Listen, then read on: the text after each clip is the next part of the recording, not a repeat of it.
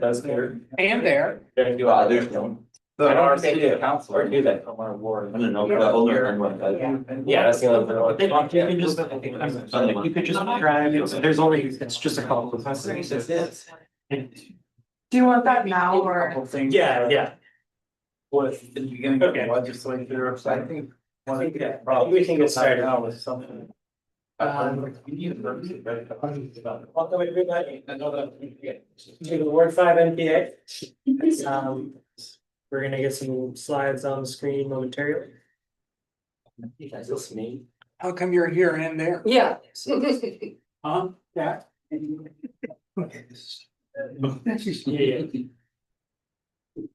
Cool. Great. Yeah, yeah, so welcome to Ward 5 NPA. I'm Brandon, this is Jack, we're co-facilitating today. And we'll have a public forum for a bit, and then we're gonna talk about housing stuff a lot. It'll be really cool.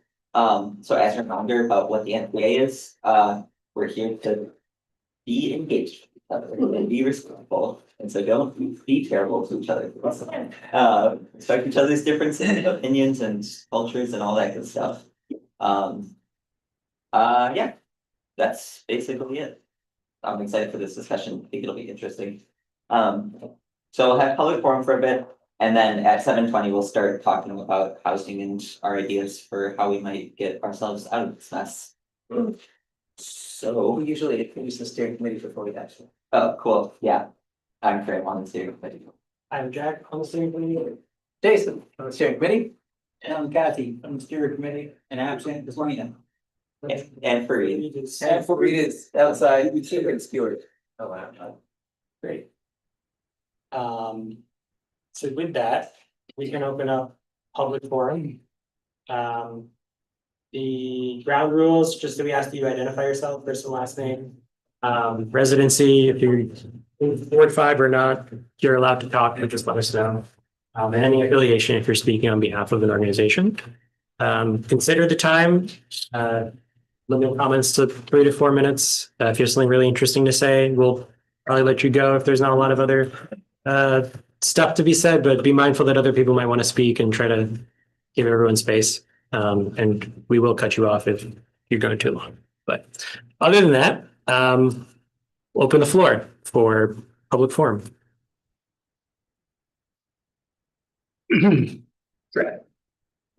I'm Trout Fryer, Too close. hello. That's too close. It's just for the people. Oh, it's not gonna, it's not gonna, it's like, oh, it's on. Phones are first. Okay, I'm Trout Fryer, I'm in Ward 2. I'm a member of Lab B, but I don't know that I'm speaking on the behalf of Laboratory B in the Old North End. Anyway, Repair Cafe is this Saturday, as usual, third Saturday. We've been doing it for 5 years now, but we're moving it later because a lot of core volunteers will be at the No Kings protest. So normally, third Saturday from 11 to 3, you can bring anything you carry in will help you fix or fix it for you. But ideally, you're sort of learning as part of the fixing: clothes, bikes, furniture, appliances, anything. It's really fun. So, and if you want to volunteer, we welcome that. But again, this month, Saturday, it's from 2 to 6. You said it's every third Saturday? Every third Saturday at 12 North Street. And it's really fun. So what do you call it, Lab E?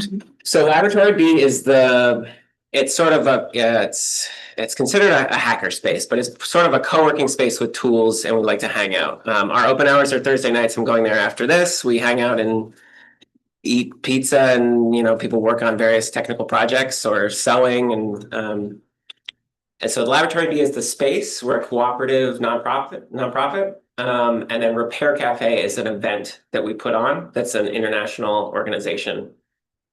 What's the address? 12 North Street. It's the one that says. Welcome to the ONE. Yeah. Well, yeah. Thanks. Thanks. Any other? I have something. I just want to mention an NPA success story. a small group of us, when we did the neighborhood doing assembly work groups, broke out into a Callahan group, Callahan Park group. And we focused on getting benches and new benches and tables for the park. And the, That was you? yeah, and thanks to the Pennies for Park program, we were able to purchase those, if you may have noticed, the tables out there. They came disassembled, so Kathy Foley spearheaded the assembly crew and put them together, and they are being used all the time now. We got the kind that are benches that fold into a table. And I live right across from the park, so I look out there and there's a table, and then there are benches, and then there's a table, and then there's a table and a couple of benches, and it's great. So I just want to sort of mention that in passing.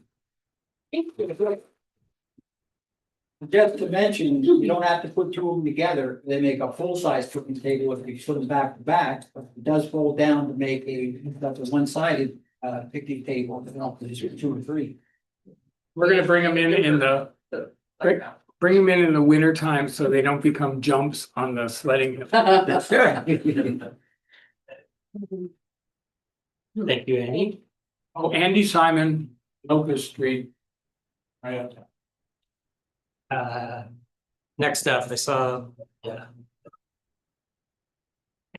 Hi, my name is Sarah Morgan. I'm with the Office of City Planning. I am not a Ward 5 resident. I'm actually a Ward 4 resident, and I'm here joined by my colleague. Hi, I'm Nancy Stetson. I am a Ward 5 resident, also on Locust Street, and I'm also here representing the city. I'm in the IT department. And we are here today to talk about Plan BTV 2050 and introduce this kind of collaborative citywide effort that is aiming at shaping Burlington's future, and invite everyone to attend the South End Neighborhood Visioning Workshop, the first of a couple, that is going to take place next Monday at the BCA Community Room down the street. Brought some flyers to pass around with the website link on the bottom. And a little bit about Plan BTV 2050, and Nancy, jump in as needed. But this is a really exciting planning effort because for the first time, 4 different major city departments are going to be working together to create a holistic, comprehensive plan covering the parks and open spaces, recreation, transportation, municipal land use, as well as the citywide economic development plan.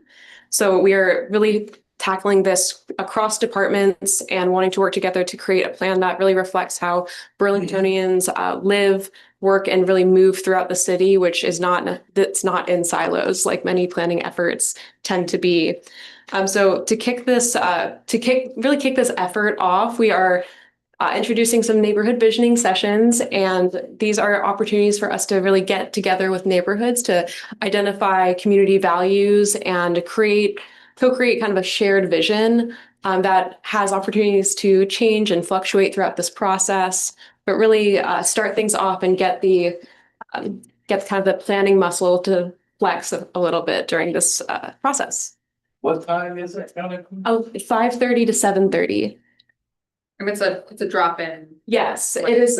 Yes, and it's be a open house style. So we're going to have a ton of different boards with a lot of different information for attendees to really come and circulate throughout the boards. And we'll have city staff from each of the 4 departments, those 4 departments being the Office of City Planning, CEDO, DPW's transportation team, and the parks team.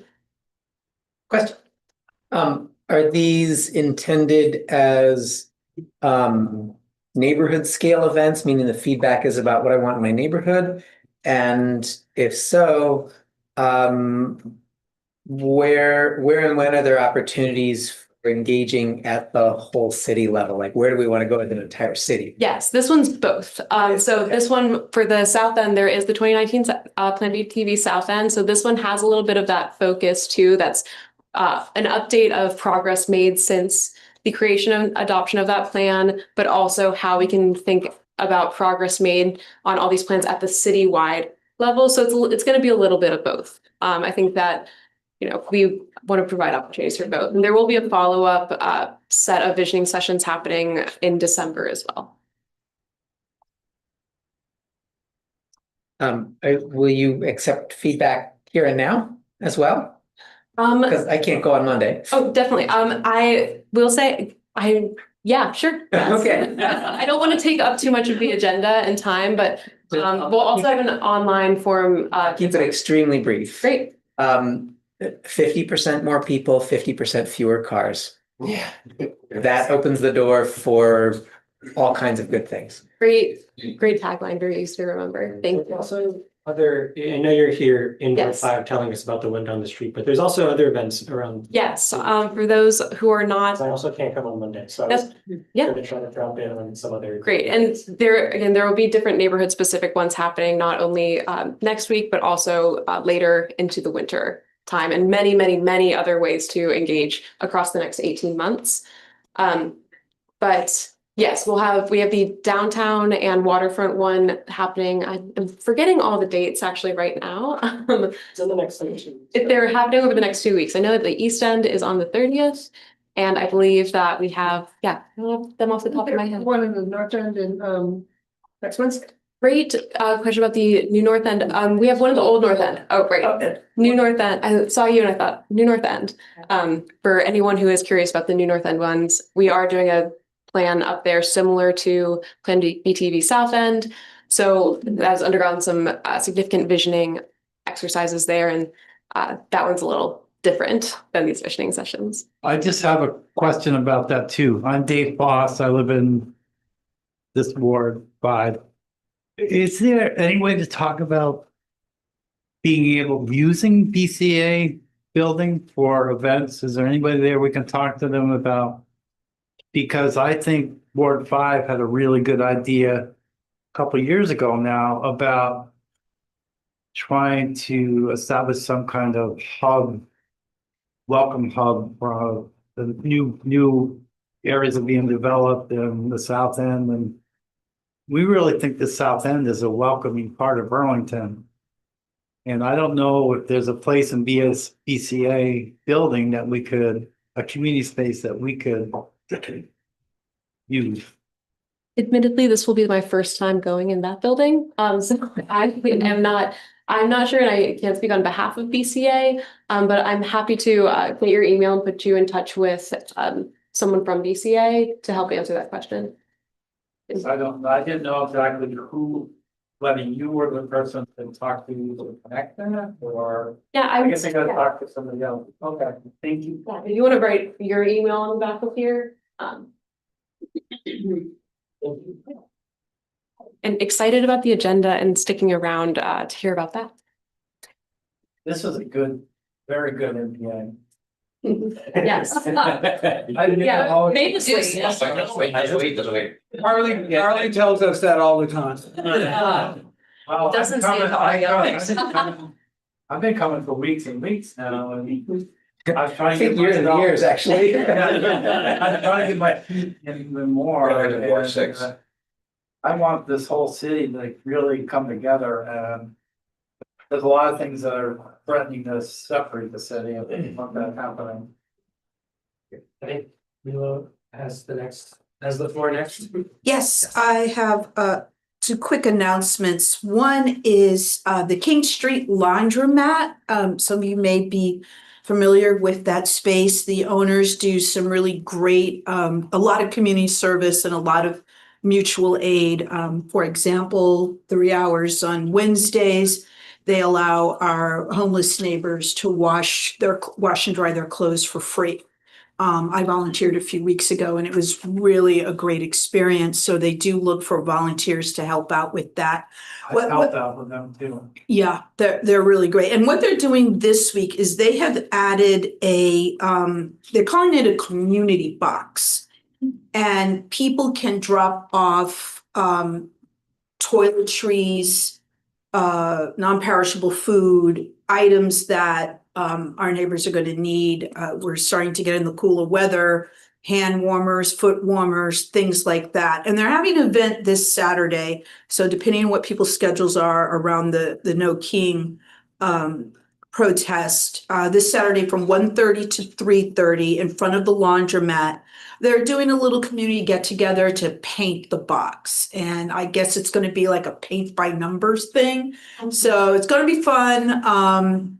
And they're looking for people to come volunteer as well as dropping off the items that are requested. Just think about things you take for granted like every day, like brushing your teeth, having toilet paper, things like that are going to be really important. And the other thing is that the Office of Racial Equity, Inclusion and Belonging, they have their new director start, Kelly Perkins, and they're going to start community listening sessions around the charter for that department. Part of the lack of commitment from the city of Burlington is we've never put it in the charter, and now we're taking steps to do that, and they want to hear from the community. And there is going to be a meeting 5:30, and I believe it's actually here. Sparks? Is this Sparks Room? I can't remember. Beto, thank you. It'll be there, and I believe they'll be serving food, and they will just be asking people their opinions about various aspects of ideas that need to go into the charter for that. Thank you very much. Thank you. We've got another minute or two if anyone has any final offerings to. Yep. Can I just say one thing? Yep. I came up with a little idea, and I don't know, it's something I thought we could talk in the board kind of thing. That funding is an issue. And I didn't know if we wanted to think about, I know the timing is a little close, but I think we pulled off and make a little bit of money for NPA. And try to do an NPA 5 like holiday sale at the St. Mark's Church. See if what we do is we charge like $20 per booth for anybody that if they want to do crafts or food or whatever else. And now $20 a head would come back to NPA. As or it might not make a lot, but it might make $600 to $1,000. It could come in handy. And I was thinking that I was going to talk to, or if anybody knows the St. Mark's people very well, they do a lot for our community at Thanksgiving and Christmas, providing dinners and stuff like that. And since they are in Ward 5, they might allow us to use one of their rooms to set up and let folks strictly from NPA, our Ward 5 businesses or community members or whatever to set up for loss. Holidays is a good push. And I just thought of it, and I didn't know what you guys would think about it. And just a quick idea. Feel free to. We do have a budget.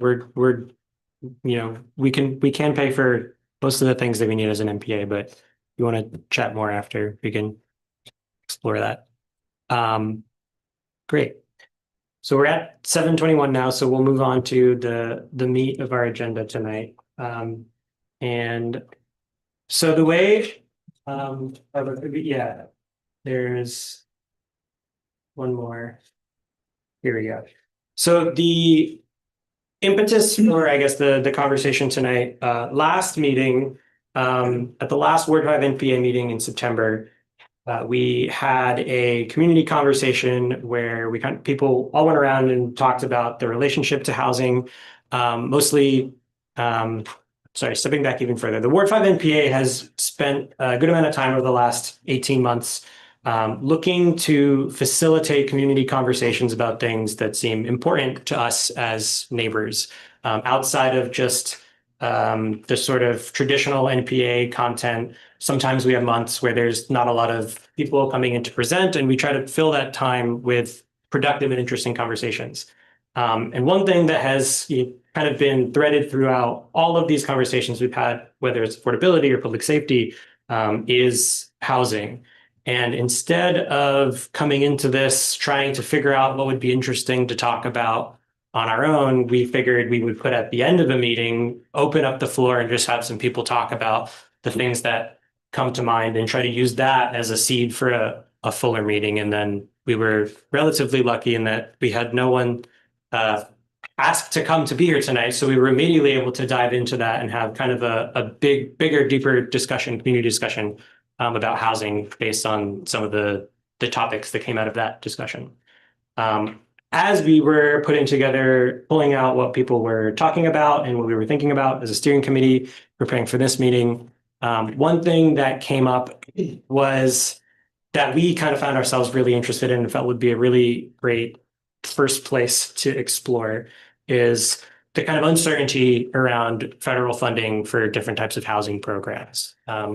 There's a lot of things going on in the world, in the country that are uncertain. And what we wanted to do is have more of a generative conversation about what is it that is within our control and how can we kind of collectively vision how we would not be sort of at the mercy of things that we don't have control over, especially federal funding. And so part of what this discussion is centered around is trying to have a generative conversation where we explore some of the ideas that we have and also look at some things that are happening in other cities around the country as examples to kind of, figure out where we might go. All that being said, I just wanted to start this. I'm going to kind of give a little bit of backing information just to kind of set like a box around things that we can all agree on going into the conversation. I'll set some brief guidelines. I'm going to share a brief video about something that's going on in Seattle, which is really interesting. And then I have a couple kind of, what would I call them? Conversation starters around all of that. So I'll probably talk for just a few minutes. We'll watch something, a 4-minute video, and then we'll dive into where we go from there. So to start with kind of this backing information, I just kind of want to lay out some numbers that we all understand, at least kind of the baseline that we're working from in Burlington. The housing shortage in Vermont and in Burlington is pretty well studied at this point. The Vermont Housing Finance Agency put out a really deep housing needs assessment. They do it every couple of years. The most recent one, I think, came out last year. And a lot of different organizations around the state have been using that to understand what are the actual needs that we have in terms of numbers. The CCRPC, the Chittenden County Regional Planning Commission, and all of the RPCs around the state were tasked with actually taking these needs assessments and determining how many units of housing does every town, every municipality in the state need to target. And for Burlington, that number, the median, kind of the middle number, because it's a range, but the target that we're kind of running with that's been kind of handed to us by the CCRPC is 7,120 new homes, at least, by 2050. In terms of what that is per year, that's 285 homes per year on average for the next 25 years. And our current 10-year running average is 128 homes per year. Do you know off the top of your head what it's been in recent years? Has it been picking up at all? Like, is that average lower than the last few years? It's picked up and it's like, it's kind of plateaued a bit. It's technically a little lower than the last few years, but margin of error. So it's kind of went like this. It's like 70-ish, and then it kind of got up about 140-ish, and now it's kind of at 130-ish. So We're waiting for the city place, like the main. Yeah. City place you guys found, that's kind of like bump the average. yeah, that will bump the average, but then there's not another city play. I mean, there's still some Cambrian rise, and then maybe this will start to contribute, Yes. but there's Their data.burlington.gov has a tracker of homes built that you can see by project. that's where I'm pulling this from. Thank you. That Yeah. background is helpful. Yeah, so that's kind of just in terms of numbers so that we can all understand where we're at. We do know kind of a baseline of how many homes we need. We do know how many we've been building. We know that we kind of need to at least double that for where we're headed. So just to kind of get an idea, the amount of development that we feel and that we see in the city right now, we at least need to kind of double our 10-year average for the next 25 years. So for the long run, it's not just like a little spike that we need to do. We kind of need to change our approach a little bit. Quick question, Scott Lowe from here in Ward 5. I see that you state for all reasonable income levels. Yeah. What's classified as reasonable? Yeah, so that was the next bullet point. So the point here was to say that a lot of times we focus exclusively on low and very low incomes in terms of who needs housing. And while that is true, people who have the lowest kind of, in statistical terms, we use area median income as kind of the way that we segment this. But the idea is that even people making the median income are struggling to find homes that meet their needs and their budget. So when we're talking about the scale of the problem, it's not just very low income kind of housing units that we need. We need it over a broad spectrum. We don't really need to help people who have millions of dollars. They will always be able to figure out how to make their needs be met. But we're not saying that we're cutting it off as like, if you make $80,000 a year, it's still really hard to find. Even if you might be able to afford something in Burlington, you're probably not going to be able to find something that you need. Like if you're a young family or you have kids, like you might not be able to actually find the type of housing that you need. So all of this is to say we have a lot of hard numbers in terms of what we're looking at, and we need to cover a little bit beyond the kind of areas of need that we've focused on in the past. So, Graham. I would just add a word about the people with millions of dollars. The data is actually pretty clear that if you don't have enough $1 million houses, the people who want those will go after the $800,000 houses and bid those up to $1 million.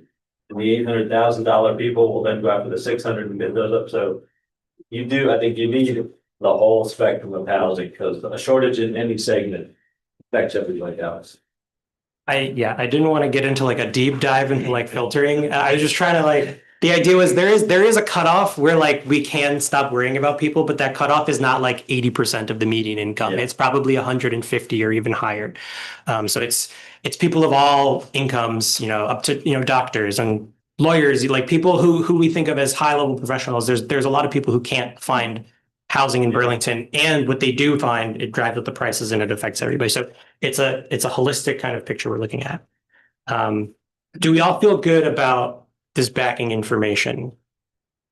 Cool. So that's the bulk of what I wanted to lay out. If we go to the next slide, this is kind of for the discussion that we're going to have. Here's just like some framing that I think would yield a great discussion. The idea here is to focus on generative discussion. So think yes and.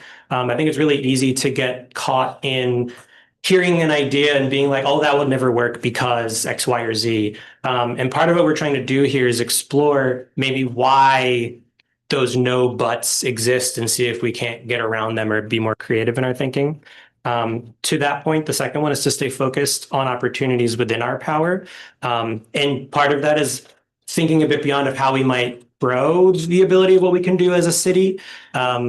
So I think thinking of coming up with a bunch of, having a conversation that's grounded in, well, we can't do that because it would need X amount of federal funding. We probably can't get that, is not a great way to have a productive conversation. And then the last one is to avoid this kind of silver bullet framing. I think a lot of times in conversations around housing that I have, sometimes you get stuck where you might believe, or a bunch of different people believe a bunch of different things is the one problem that's preventing us from meeting our needs. And I think that's another thing that can kind of stop that generative thinking. There's a lot of really small things and a lot of really big things, but it's a multiplicity of confounding things that are creating the situation we're in. And there's no like silver bullet that's going to get us out of this. Great. With that, oh no, let me have I was trying to make it so that I wouldn't have to link to a YouTube video so that we wouldn't have to watch an ad. And then now I feel like I'm getting Must watch the ad. We got my CDLP. I downloaded it into my Google Drive, but now I need to give yourself permission. Email to request access, and then I can try to reload it. Or you can just send me the YouTube link.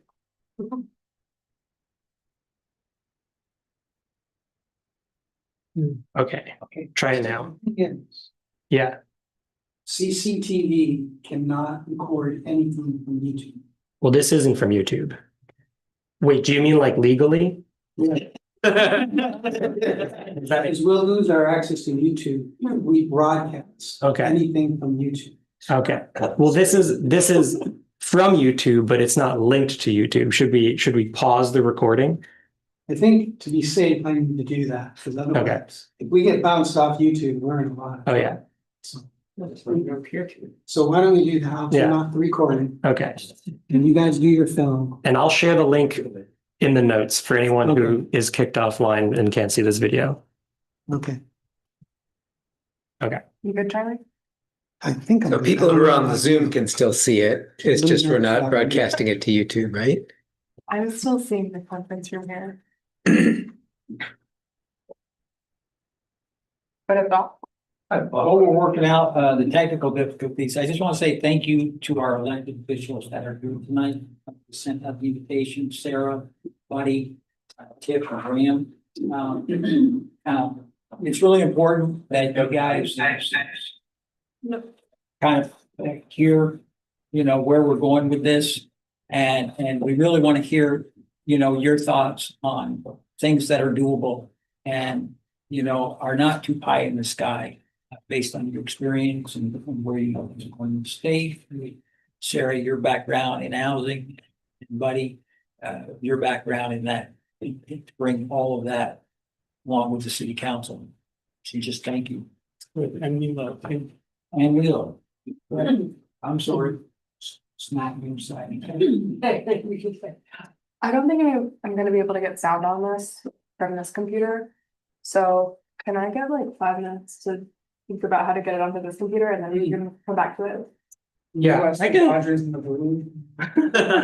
try to just summarize it in my own. Yeah, post it after the. Yeah. It was really just to be brief and not have to listen to me talk for as long, but I'll keep it brief. So what the video was about, in Seattle, they have created this entity called the Seattle Social Housing Developer. This was created through a vote of the residents. It was on the ballot. They voted for it. And it was given a mandate basically to to implement a type of housing development process that uses this cross-subsidized rental model. The idea is that, again, like I was saying, it targets a wide range of incomes for internal sustainability of finances. So you help people who are making above the median income, you help people making below the median income. They're all paying into their rent kind of covers the cost of the building, kind of like a traditional development. But because it's a public developer, there's no profit as part of this. And so once they pay off the loan, they end up with a lot more of their income that's not going to servicing the debt. And then it goes back into the pot. And, over decades, this grows out. Sounds like kind of like a co-op. It's sort of, but it's run through the municipality.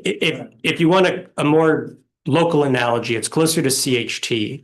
And in fact, CHT, for those who don't know, is kind of like a pioneer in terms of the types of, this is, you can kind of draw a line, there's nothing on the screen I'm gesturing towards, but the Seattle social housing developer itself, kind of, you can draw a line historically back to CHT and the community land trust movement that comes from. This is like a modern, incarnation of that. And in a way, I think a lot of CHT is moving towards in some of these directions, but it's not as explicit in the way that this program was designed. Like Evernorth more? Possibly. Could we just for Yes. future people who will be listening to this, I think everybody here probably knows who CHT is, but could you explain CHT? Yeah. So Please say the name out. Champlain Housing Trust. Okay. Sorry, there's so many acronyms all over the place.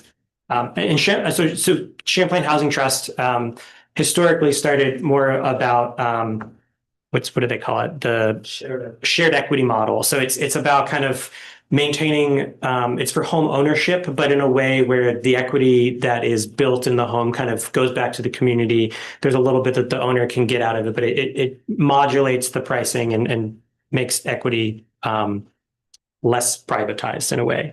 And so this model is a kind of a shift on that thinking and it's brought under a municipality. And another thing that they did as a municipality is that was in 2022, I believe, they passed this and created this body.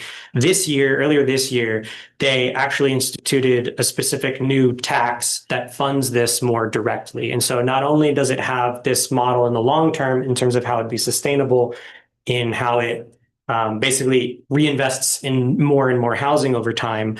But the people of Seattle also voted on an actual tax mechanism to just fund money directly into this to kind of kickstart a lot of these development projects. And so the point of bringing this up is to kind of point at some of the cutting edge examples. It's not even proven that this will work for Seattle. Like I said, this is in 2022 and 2025. It's an exciting new model, though. We're not as big as Seattle. We can't just take exactly what they've done. But there are cities, even in the US, who are looking for ways to get outside of the need to rely on federal funds and figure out ways to fit within their means how they can create new ways of approaching housing development that's affordable for all of their residents. But who ends up owning the children? The developer, which is technically like an arm of the municipality in a way. So it's a new model of public housing in a way. So the city the city Yeah, I mean, technically, it's like but the Seattle social housing developer is who owns it in perpetuity, and there's covenants and whatnot as part of that it can never be sold to a private in the future. And so that was just kind of an example of like, here are cool ideas that are happening out there. They're not just ideas, they're things that people are implementing and working through the kinks of. I think Burlington as a city kind of prides itself on punching above its weight class and trying new things. Again, CHT was born, I think it was the Burlington Community Land Trust is what it originally was. Like that came out of a room probably like this of people talking about something like this. And it's one of the most successful versions of itself in the world. And I think that's an interesting legacy to kind of build on. And not to say that like, whatever. I'm also not trying to say that like CHT is like not meeting these needs, but there's new things always happening to kind of try. So with that, can we go to the next slide? I want to stop talking and kind of like open up with some of these conversation starters, given this kind of background information. So what needs to be true for Burlington to reduce its dependency on uncertain federal dollars? How can we frame competing housing needs and challenges as a yes and scenario? And kind of reframing that question, how might we reframe our current situation as an opportunity? And then what common assumptions might be holding us back from pursuing bolder ideas? So at this point, maybe if you want to marinate on it for a couple seconds, but I'm handing it off. I don't want to talk as much anymore. And I'll be here to facilitate and kind of keep us on the generative conversation side, but I got relinquish. Yeah. It might be an incentive building something, but how do we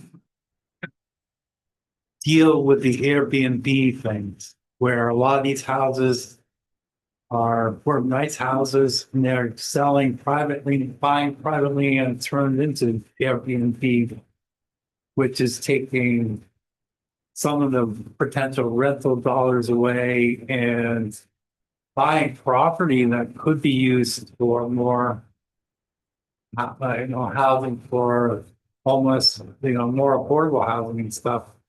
I think that's something that's going to be a problem. I don't know how. I like Airbnb. I like what they do, but the developers and people that are trying to make money off it are buying the houses and turning them into Airbnb. It's what percentage of house sales are private equity sales. I mean, it's been a big issue in some places. It hasn't been as big an issue in Vermont, but What does a private equity sale mean? well, it's like that's a buyer. you're an investor and you're just buying homes to flip them and either turn them into Airbnbs or to jack up the price and resell it. Before we go there, I wonder if it'd be useful. The city council has done some work on Airbnbs and it might be good to We get have, updated. we passed, several years ago, a change to our ordinance that is to allow Airbnbs only in owner occupied property. But I will tell you, that's hard to enforce. So as a neighborhood group, I don't want to turn you all into snitches, but honestly, you talk to the permitting office and they don't know. They use software or, they go on the Airbnb platform to ferret them out, but they cover a lot of needs. So honestly, if you know of a non-owner occupied Airbnb in the city of Burlington, call up permitting inspection and let them know. Because we're working hard and you can only have one unit. So we really did try to ratchet it down. There was a big lawsuit and that delayed some of our enforcement activities. And then I see Nancy shaking her. I think the lawsuit got settled. I don't know. Yeah. So we're behind on enforcement, which is why I'm sort of suggesting, because we've done more than other cities, but. And isn't there a provision though on a multi-unit though, that if you have one permanently affordable, you're allowed to have an Airbnb? Yes, you can swap. So you can swap it. So if you have a 4 unit, as strictly as an investment, and you're not living there, if you keep 1 unit permanently affordable, they will allow you to have an Airbnb in that as a strictly 100% investment property, where the other Airbnb would be, ADU, accessory dwelling unit, which is part of your homestead. But they're allowing for that. Nancy may know the answer to this problem. Do you know how many? I don't know if you can know exactly if they're investor owned, but.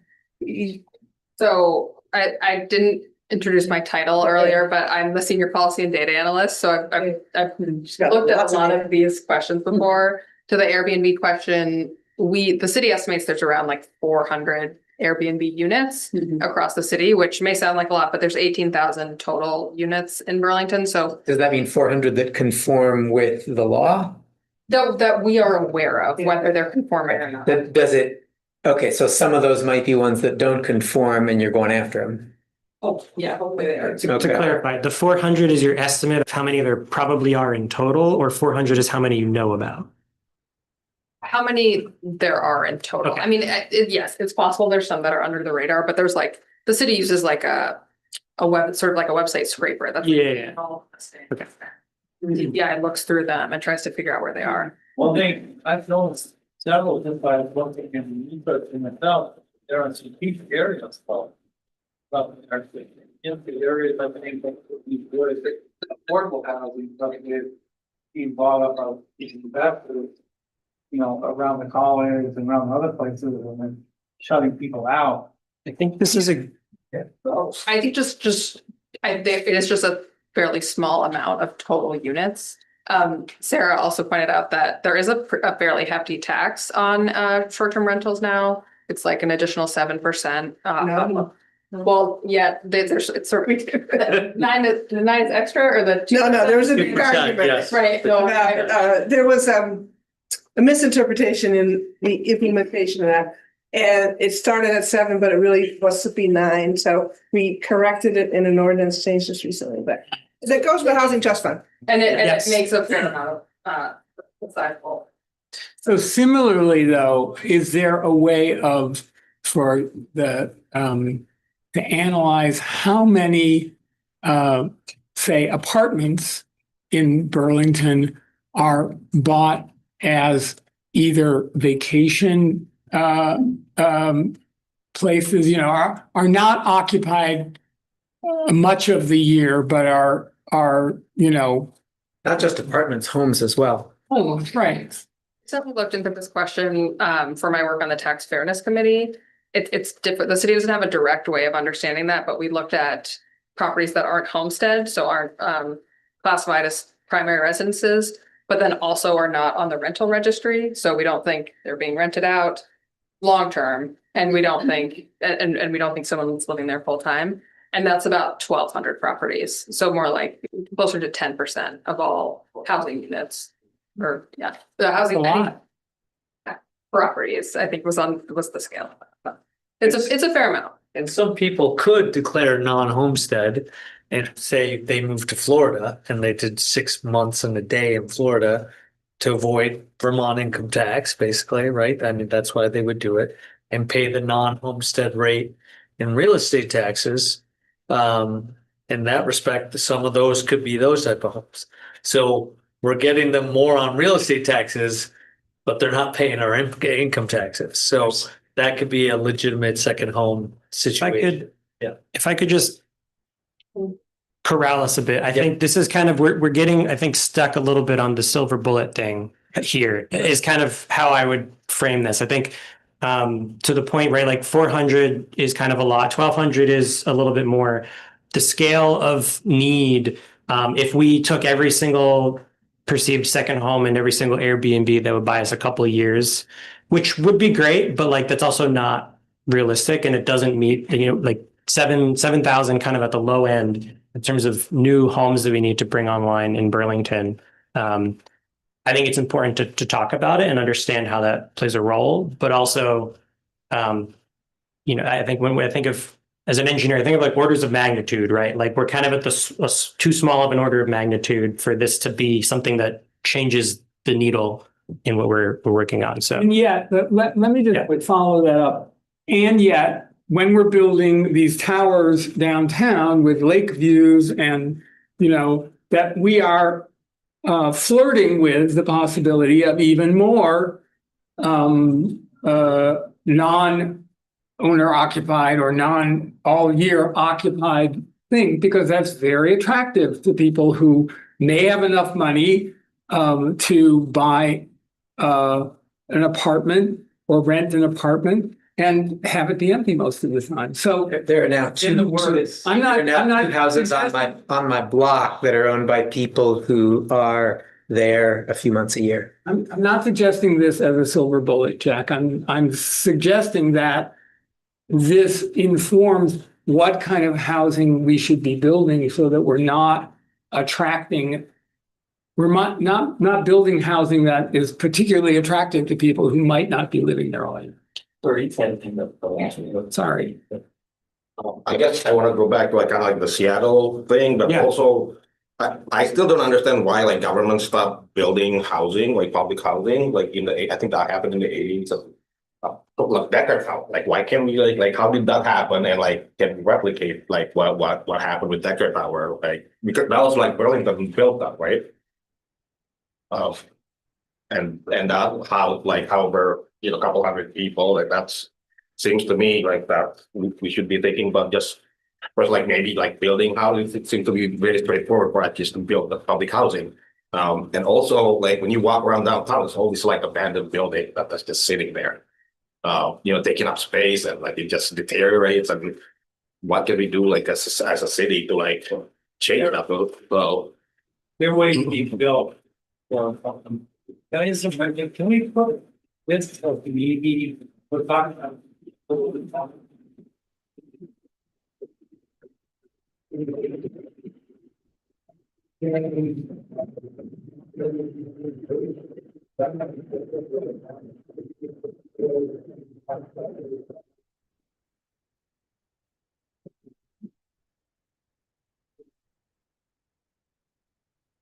I know how to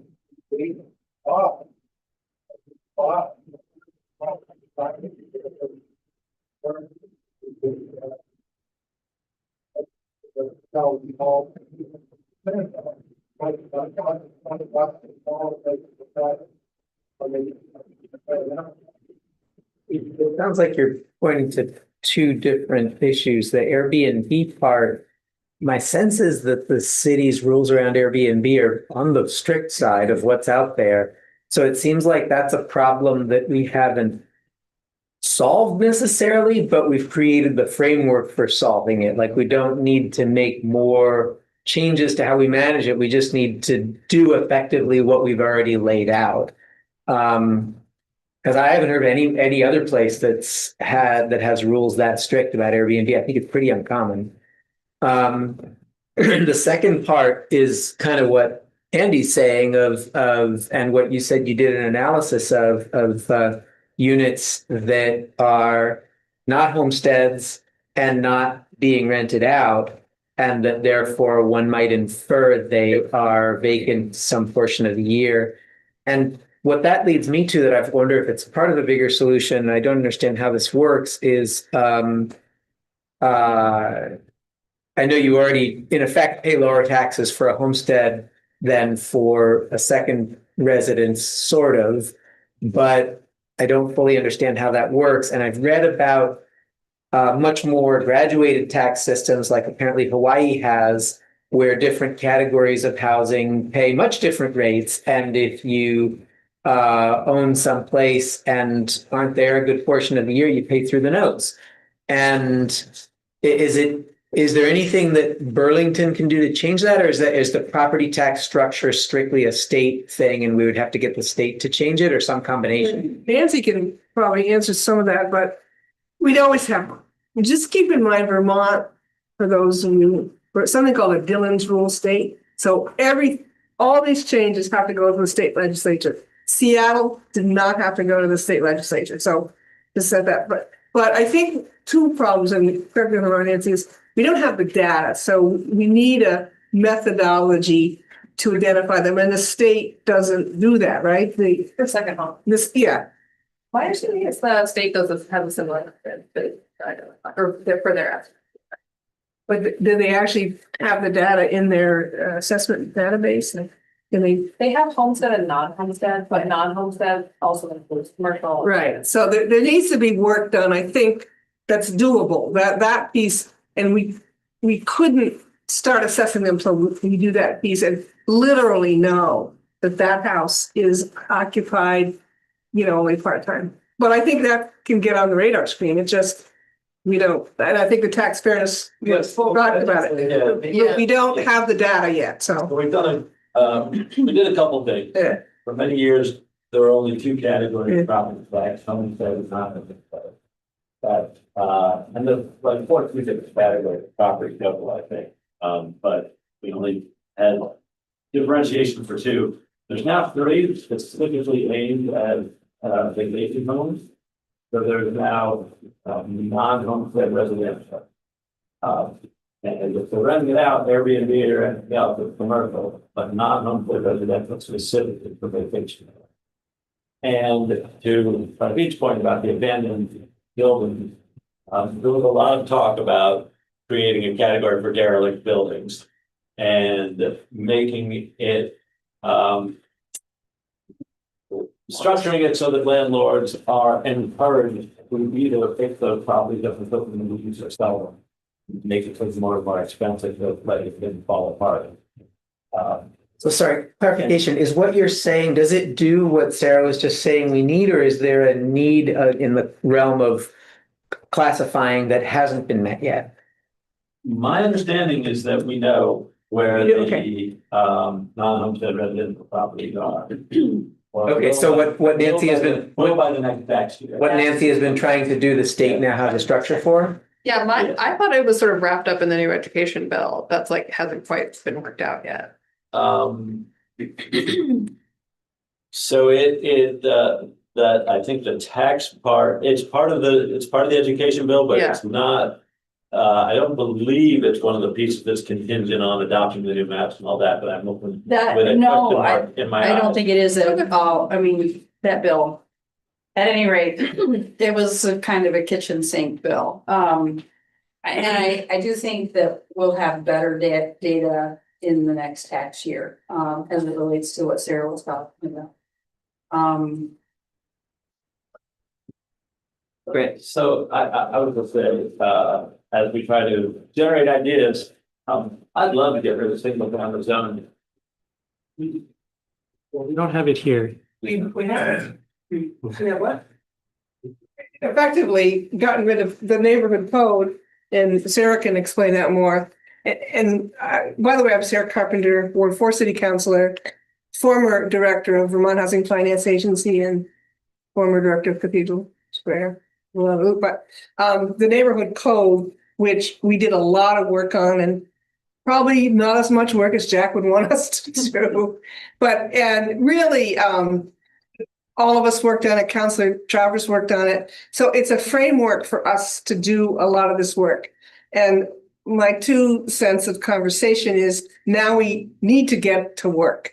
There's a small number of homes going, but it's really, really increased the density in what we could do. And I think, for the NPAs, I want to encourage us all to really get on some of that bandwagon. None of us personally are probably going to build multi-story high rises, but for housing, you need land and space, and that new zoning has helped us create land and space, and now we've got to get people to exercise it. And as neighbors, not be upset that somebody just built a house next door to you. And I honestly think that's going to be an impediment. I mean, you asked about impediments, but I think that would be a big impediment. I do have a question. Are we focusing only on homes that can eventually be purchased by private owners, or are we also talking about rentals? Because Champlain Housing Trust has to go by the federal housing and urban development regulations with regards to leasing properties. There are approximately 27 individuals in the city who are classified as unhoused, okay, that are ineligible for these low-income residences that are either already here or for future building because of a criminal conviction.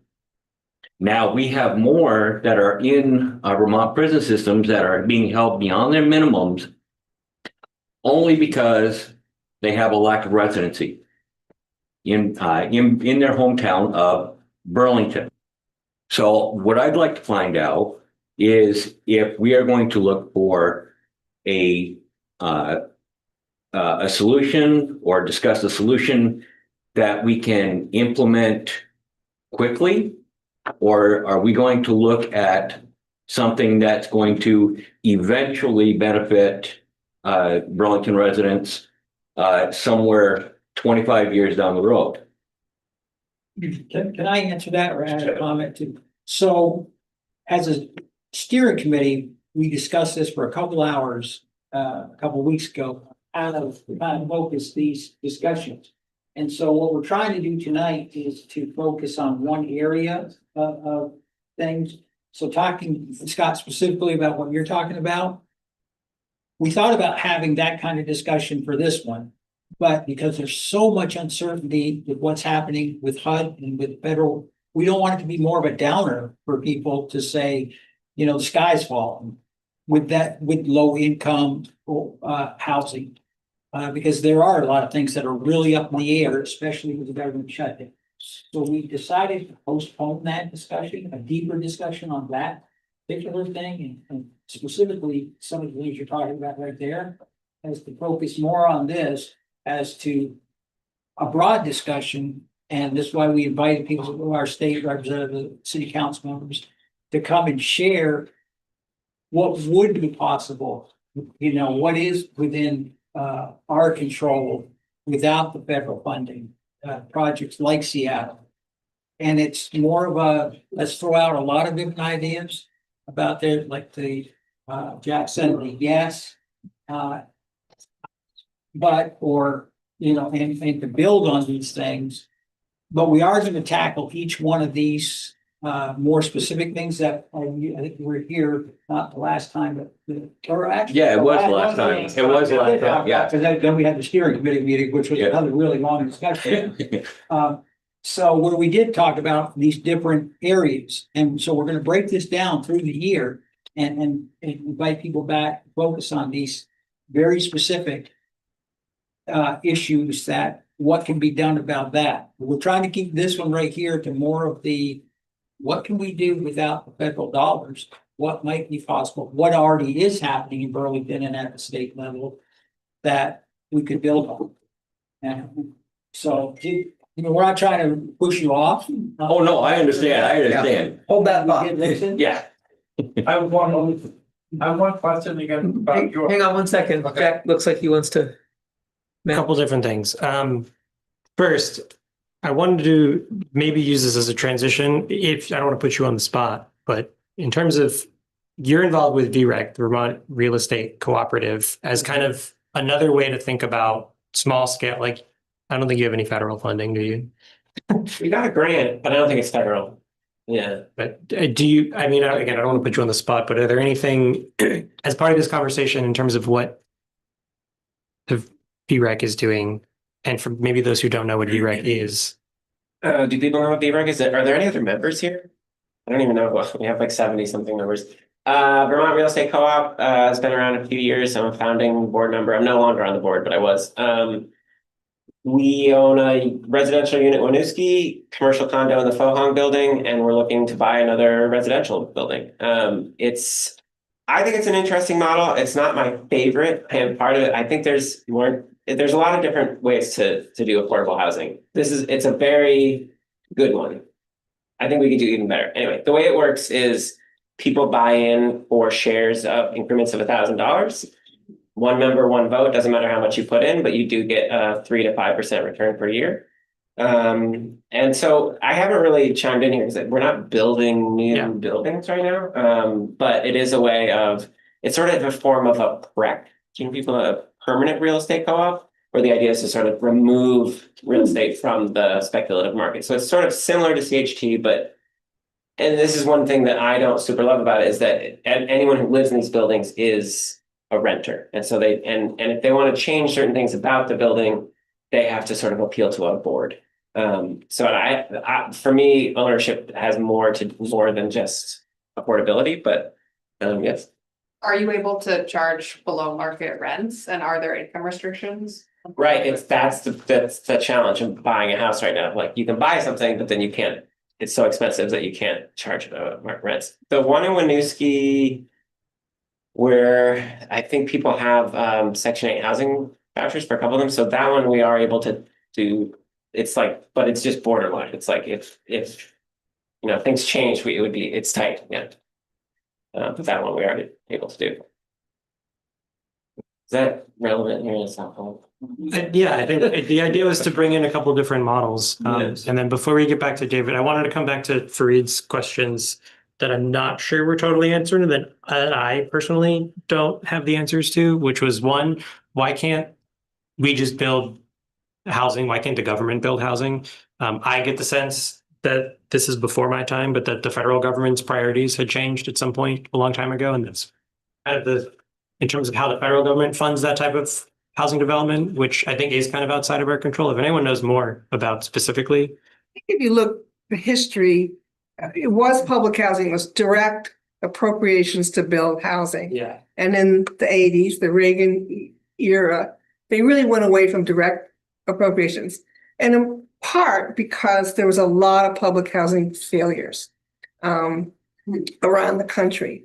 So they moved to private investment, created the low-income housing tax credit, which by far, in a way, produces all the affordable housing in the country. And people don't quite understand that. They look at Section 8, but the new housing, all of CHT's housing has private investors in it. It's a very complicated thing. I am sure the Seattle model will look to that.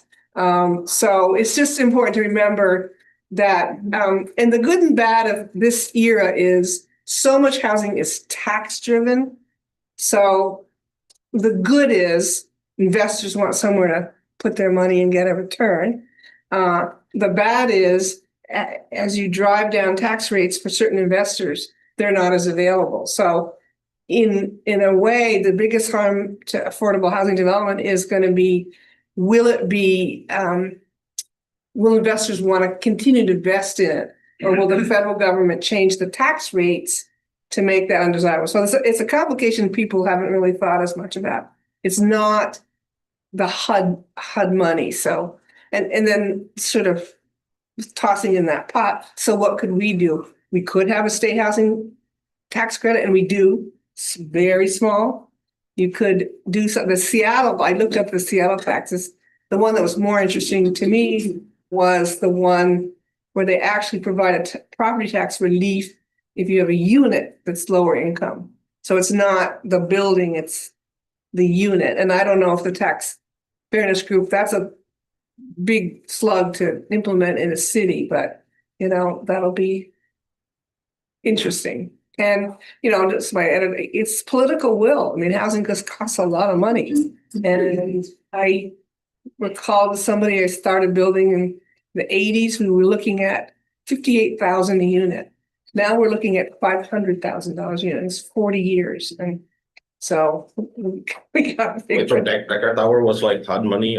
yes. I tried to go on hot website and like, Yeah, it that says was- like radical leftist has like, it crashed It everything. was really hot money. That's just like. Have they put up banners at Decker yet saying the Democrats are responsible for why things are broken at Decker Tower? No. No, okay, that's coming.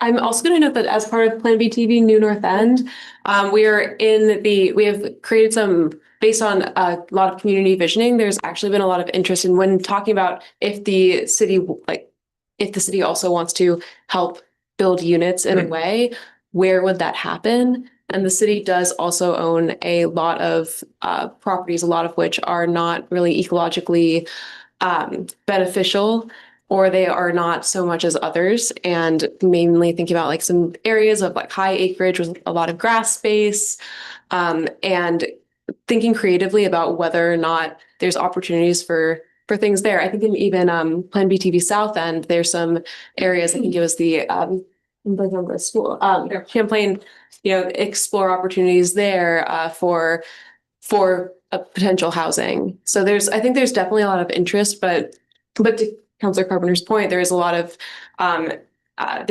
feedback that happens from neighborhoods, from nearby neighbors, and you know, and also The 7,000 like number, like the 7,000 unit, it's like, are those like single, like family units, or are they like? All shapes and sizes, just in total. Right, because I think something like a single or what it always says, SROs, like single room occupancy, like with the shared like facilities that would house a lot of people, especially working class people, like that would like be, you know, that would be really helpful to a lot of people who work here, so. A lot of what's been brought up, especially like with city workforce and you know, my understanding is that a lot of city employees have a hard time with recruitment, or departments have a hard time with recruitment, especially in the public safety sector. And how can we maybe kind of bring back some workforce housing across kind of all job sectors? I read something really interesting a few days ago from someone named Michael Schuman, who works for the Institute for Local Self-Reliance, does really interesting work. And he cited three figures. He said, as of 2025, about 7.1 million extremely low renter households in the United States lack access to affordable housing. The total housing shortage in the United States is estimated to be 4.7 million units. And according to the Federal Reserve, there are approximately 15.4 million vacant housing units in the United States. So he says, in other words, the United States, writ large, in aggregate, has more than enough vacant housing to meet today's housing needs. Obviously, that's very unevenly distributed, and I'm curious if we have any data in Burlington on specifically on vacant housing. Is there any significant amount of it, or is that just not? Like one of the examples he cites is Baltimore, where there's tens of thousands of vacant units that have been bought up by speculators who are just sitting on them. Obviously, that's not the case here. Is there any element of that here? It definitely depends how you define vacant. So DPI tracks vacant buildings, but it's like Sorry, DPI? Permitting inspection. Permitting inspection. Oh, okay, thank you. Down this the hallway back here. Yes. And so they recently increased their fees, but these are for buildings that are falling apart. Some of the city councilors might have a better sense of the exact definition. And there's like maybe a dozen of those in the city, so it's pretty limited. Then there's also properties that are vacant, like in between tenants moving in. And we track that pretty closely as like a measure of housing demand. And that we actually want that rate to go higher so that there's more ability for people to move around in the city, and so that the pressure on rents is lower. And the most recent estimate we have of that is actually a bit higher. It's at like 3.5%, which is higher than what we've seen in many years. It's a countywide measure. And for reference, typically a healthy measurement would be around 6 or 7% for a city. Well, there's been a lot of building outside of Burlington. Yeah. So that has affected the vacancy rate, which is not a bad thing, but it's probably not in Burlington. So I just want to acknowledge it's 8:12. We kind of set the ending at this at 8:15. So I'm gonna go David and then Milo, and then I'm gonna wrap us up, and then Tiff. I just have one question that's aimed at our legislators and our council people. Is there any way that the city or the state can find some funding that would help the NPAs continue this discussion, however long it takes to help build the grassroots movement to deal with some of these properties? I was thinking it's gonna take a while, but maybe somewhere in the legislature, we can find some completion grants or something that could help us do that. Maybe the city will have some grants and we'll need spaces to meet, I don't know, all the parameters, but there might be something that combined, this is gonna be a long-term project. It's taken a while to get here, and it's gonna take a while to get out of it. But it's way more urgent now than it ever has been. Is there something that maybe you guys can think of to bring to the legislature's come up in January? In the city hall, maybe there's something you guys can talk about, bring up in different communities to help the NPAs during the fight, because I think we're all talking about the same thing. I think these conversations aren't expensive, they're just difficult. So the most important thing, I'd say more important than money, is just spreading the word, getting more neighbors to participate, both in this and in the kind of long-term planning that the city's doing. Yeah. And for reference, one of the directives and sorry, I was like, I didn't come really necessarily for this. I really just came to spread the word. But one of the key pillars of the comprehensive plan and the municipal plan is that 7,125, I think it was, number is what we have to plan for as part of our municipal plan. It has to be included in the citywide comprehensive plan and planned for. So I have a question related to that, and what I'm probing for is places where there's specific quantifiable opportunities. Has the city or anyone else done a really fine-grained inventory of opportunities for adding more units? And by fine-grained, I mean parcel by parcel, like looking at things like vacant lots, lots that have non-historic structures on them that are under the density that's allowed by zoning, et cetera, and added that all up. Is that in the works? That one has been done for mainly small area planning. A pretty intensive infill analysis was done as part of Plan BTV New North End a couple of months ago, but we have a really good methodology for it. It includes vacant, certain ownership types, as well as sale timeframes, and having a good sense of when something was last on the market. And but I think there's several different considerations in that we worked with some folks to score at the parcel by parcel basis for that. What did that yield in the New North End? What was the top line number? That was it was less about the number and more about identifying specific parcels that would be the likelihood of that area. And from there, we were able to identify certain focus areas and kind of build out from there. I think it would be really interesting to take that one step farther and apply numbers based on zoning and say, all right, if this got built out in the way that we now allow it, here's what we could actually do. And because it's one thing to set a target of 7,100, it's another to say, here are the specific places in the city that would add up to that actually happening. I think it can be, and Nancy, jump in. Do you want to? I was going to say, just due to our parcel kind of information, the data, but I hear you. During the neighborhood code effort, we almost got there, but just due to the varying lot sizes, even within zoning districts, the specific setback requirements, and the more differences in massing that are so lot by lot, as well as, in theory, you can have this on this lot, but this lot cover, but this, and there's so many different ones that it does make it a pretty complicated thing, but definitely hear that, which is kind of why it makes it easier for more of the small area planning to really take a good snapshot of that neighborhood. Does that answer your question? Jason, I would say, sorry, whichever, I was just gonna say the private sector, honestly, the private real estate sector is doing a very good job of what you're asking. You talk to certain real estate professionals around here, they know, hey, if this property goes up for sale, I can tell a potential seller, they can add 3 units over here, 2 on this side of the lot. So there are people very tuned into this outside of the municipality itself, but again, the access to that information sometimes is limited, unless you're tuned into it, so I would say there are people and there are professionals in this area that are very tuned into what you're speaking about right now.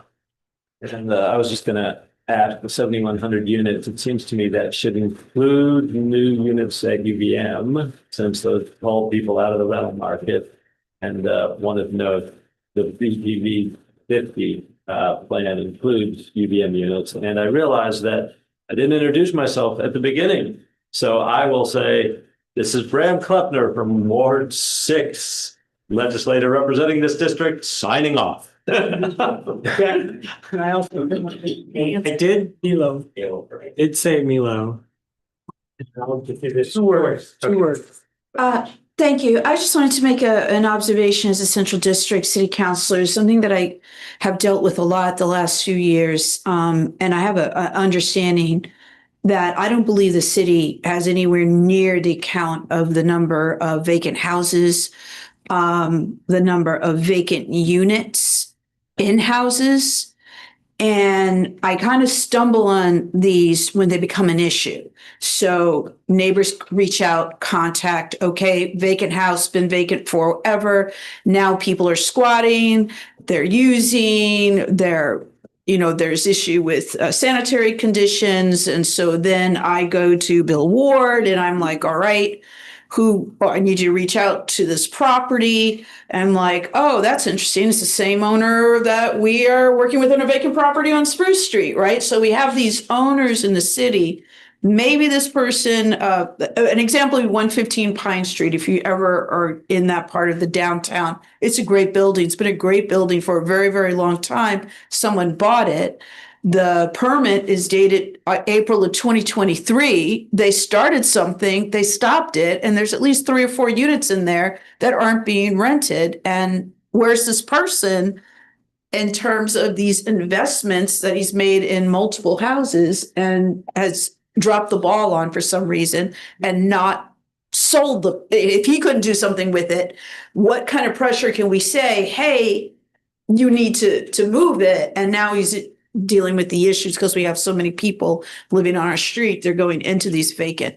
But I find that when these things happen, now they get added to the list, right? Because they weren't tracked before as being vacant because they technically had an open permit because the permits are good for like three years. They're waiting for speculation.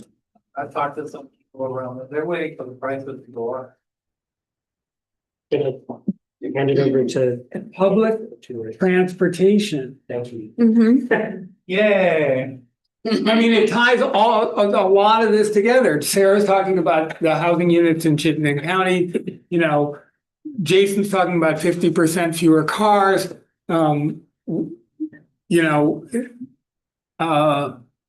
Public transportation. Topic for a future. With that, I will give Tim one last final and then I'll. Sarah, correct me if I'm wrong, but the federal money that is the tax incentives that are available for affordable housing have not been cut. That's there is a threat to HUD funding, Section 8 housing, but a lot of our affordable housing development money comes from the property transfer tax, which then funds both conservation and housing construction. And Malin Kunin created that, under her administration. One of the problems, though, in terms of where we are now, is that the legislature tended to grab some of that money. And so the 50% that was supposed to be reserved of that tax, 50% goes into the general fund, and then 50% is dedicated to housing and conservation, 60% housing, 40% conservation. And we kept on scooping money out of that, which then reduced the amount of permanently affordable housing that we could build. And it was really only, I think, last year that we fully funded the VHCB, the Vermont Housing Conservation Board, with their full share. And one of the things we can do is to write to the governor, who has just gotten budgets from all of the agencies and departments, to say, you need to fully fund the VHCB's share of the property transfer tax. Because that's something that we have had to fight every single year for years and years. I don't know, Sarah, probably all the terms that you were in the housing. The first 5 years. Yeah, so. I mean, they did it when the state had a surplus, and it was an interesting coalition of housing developers and conservations that put it, but then there was a boom in building and the state started scraping away. But when there's a boom in building is exactly when you need the money for the affordable units. You don't need it as much in a downtime, you need it in an uptime, and they took it. Yeah. So 8:23, that's pretty good for us, only 8 minutes past our determined time. But before I close it out, I just want to repeat back some of the notes that I took, especially for all of the decision makers in the room to kind of noodle on. There's a lot of emphasis on looking into second homes, thinking about, are those people who are not living here, who don't have a homestead, is there more that they should be paying into our system? There was a lot of energy around data collection, which was really cool. I think a lot of us kind of came around to the fact that we don't know exactly all the things that we want to know.